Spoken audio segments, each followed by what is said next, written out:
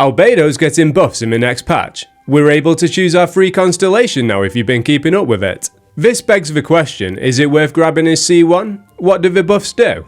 What will his teams look like? Do we still build him the same way? Let's answer all those questions, and I feel the best way to do it is to quickly go over what he does in the game now. So you press his skill and he puts a flower on the ground.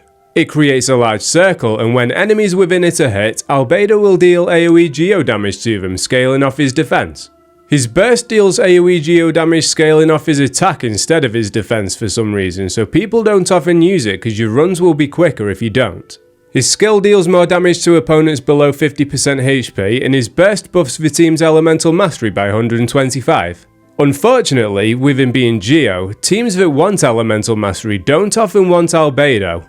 They'd prefer a character of one of the elements they're reacting with, or a better buffer like Sucrose. So, what are the buffs? Firstly, there's a new category of characters called magic characters. You might hear some people refer to them as Hexencircle characters. As of right now, that's Doran, Albedo, Venti, Mona, Klee, Sucrose, Razor, and Fischl, and all of them will be getting buffs in Lunar 3. It's likely they'll add more in the future too, like Nicole and Alice. When there are two magic characters in the team, Albedo gets the following effects. Dealing skill damage to the enemy within 20 seconds of using a skill will generate ghost flowers near the enemy lasting 10 seconds. If the main flower from his skill is destroyed, these ghost flowers will act in its place to deal damage instead. He can have 2 of these ghost flowers on the field at any time. For each ghost flower on the field, his skill damage is increased by 120% of his defense up to a maximum of 240%. Also, he buffs the team's normal attack, charged attack, plunge attack, skill, and burst damage by 4% for every 1000 defense he has up to a maximum of 12%, so 3000 defense. For other Hexencircle characters, it's 10% damage for every 1000 defense up to a maximum of 30%. So basically, he deals more skill damage. If his main flower from his skill gets destroyed, it doesn't matter anymore, and he buffs the team's normal attack, charge attack, plunge attack, skill, and burst damage. In order to get the 3000 defense needed for the buffs he gives to the team, they added a defense buff to his C1. Currently, the C1 gives him more energy towards his burst, which is pretty useless. Next patch, it'll still do that, but it also makes his skill increase his defense by 50% of his base defense. Let's assume he's level 90, his base defense is 876, so the buff will give him half of that, meaning he'll get 438 defense from his C1. I feel this leads us into the stats section of the video nicely.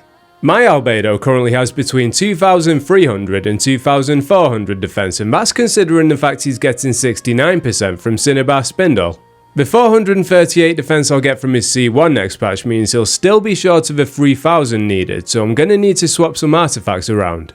I recommend Defense Sands, Geo Goblet, and Crit Circlet, but if you're struggling for 3000 defense, which you definitely will be if you don't have a defense weapon, it's worth using a Defense Goblet.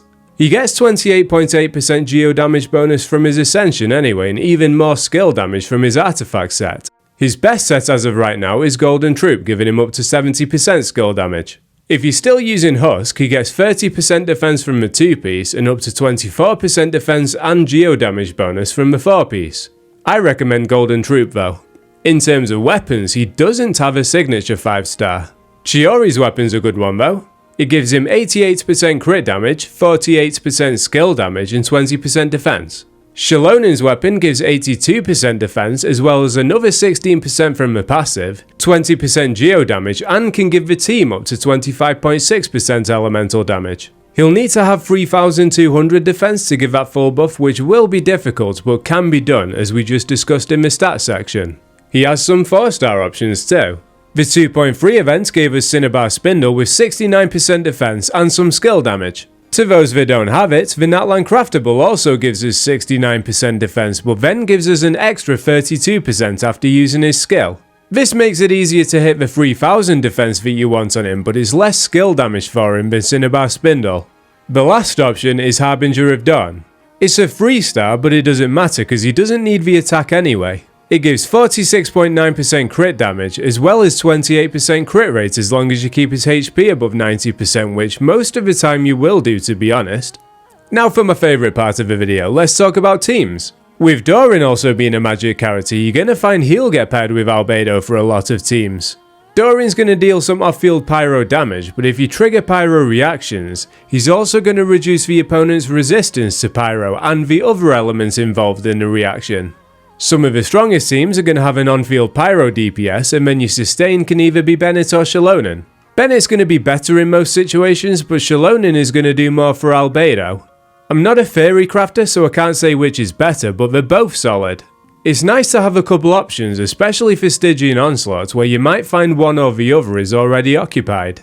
If you're feeling brave, you could even swap out your sustain for Chiori and rely on crystallized shards. I don't have Chiori, but I am jealous of those of you that do, because you'll have a lot of fun pairing her with Albedo. Electro on-fielders are also an option. Take Veressa for example, throw Yansan in there and you've got a nice overloaded team with a bit of off-field geo damage. Chevrus is going to be better in most situations, given the fact she is tailored towards overloaded, but there will be situations where you want some geo damage. If you don't have a spare pyro or electro DPS, you can just pair them with pretty much anyone, it just might not be optimal. For example, you could use them with Shao and Farazan. There is the downside of having no sustain though, so you're relying purely on crystallized shards. You could go with Nouvelette and a sustain like a Nefer.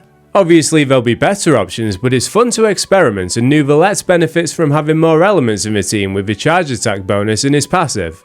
Albedo and Shallonen will also work well as a pair, and then you can use another Hexenzirkel character in a flex.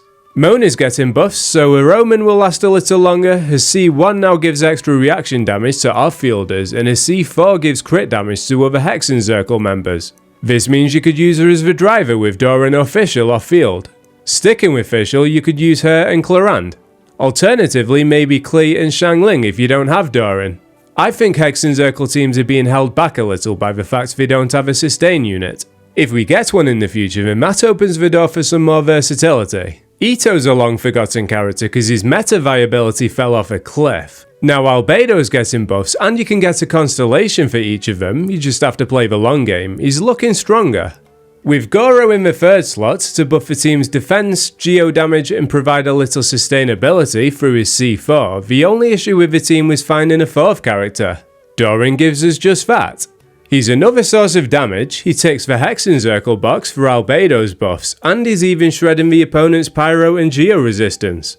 I like the Albedo and Doran pair not just for meta reasons, but also for the story and lore. If you don't have Doran though, you could put Mona in there. The Omen won't last for the full Ito burst unfortunately, but you'll be able to drop Ushi as well as some charge attacks. For another geo option you have Navia. If you want to go sustainless and have 4 damage dealers, you could put Fischl and Xingqiu in the last 2 slots. Xingqiu has a bit of damage mitigation anyway, and Navia is good for crystallized shards. If you want more comfort, Doran and Bennett give you some healing. Overall, I'm really looking forward to the Albedo buffs. He's a top 5 Genshin character for me, but he's been nowhere near that in terms of meta. I don't think the buffs will make him S tier, but I think they'll make him genuinely viable at the top level. Honestly, I'll take that and we'll likely get more magic characters in the future too. Maybe even an artifact set or 2. I put out videos for Doran, Nefer and Farina last week, and I'm happy to revisit any more of these Hexenzirkel characters too. I'm gonna start clearing endgame for people in my Discord server, so join it if you're interested and take it easy.